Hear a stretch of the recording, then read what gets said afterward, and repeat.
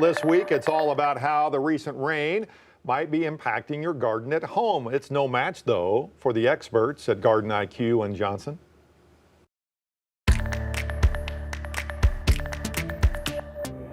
All right, we were trying to get into the garden today to do a little bit of update on where the gardens stand, maybe even plant a few things, but with all this rainfall, we're back in the store. Yes, sir. Rainfall's good. Can be. Too much rainfall, though, can wash away what we have already done. Explain what we're going to be doing here. Exactly. So we got our liquid fertilizer wall right here. So this is all the liquid fertilizers we sell. Like you said, with all this rain, it's washing out nutrients and things like that.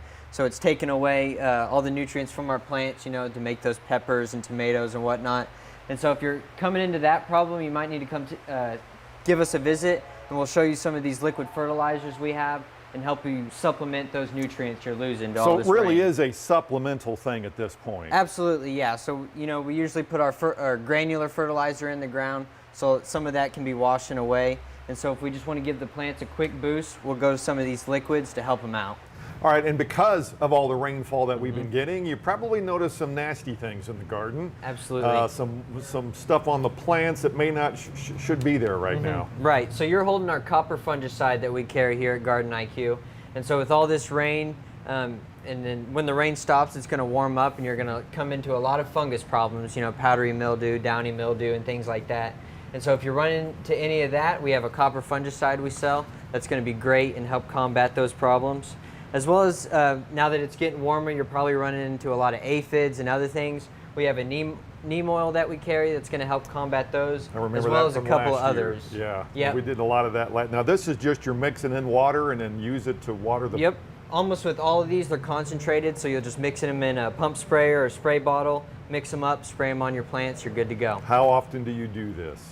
So typically probably at least once a week if you have an infestation, and then a little bit less as the problem helps itself. Okay. Yep. And again, with all the rainfall, we still have time to actually start seeds. Absolutely. With how wet it's been, everything's, you know, kind of late this year. So if you're still looking to direct seed some things, maybe like watermelon, beans, or some cucumbers, we still have seeds available here, as well as plant starts in most of them. We have a watermelon, cucumber, zucchini, as well as some other squash here available at Garden IQ. And you have those growing out in the greenhouse right now. So they're plant starts, so you got a little bit of a jump start and things like that, so you don't have to wait for the seeds to come up.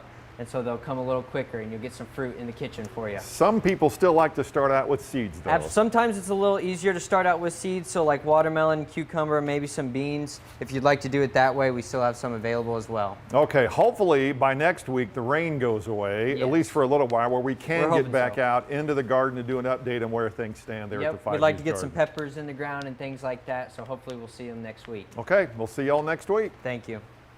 All right, if you have any questions or comments for our experts at Garden IQ and Johnson, you can text us to them now, or text us them now, 479-785-5000.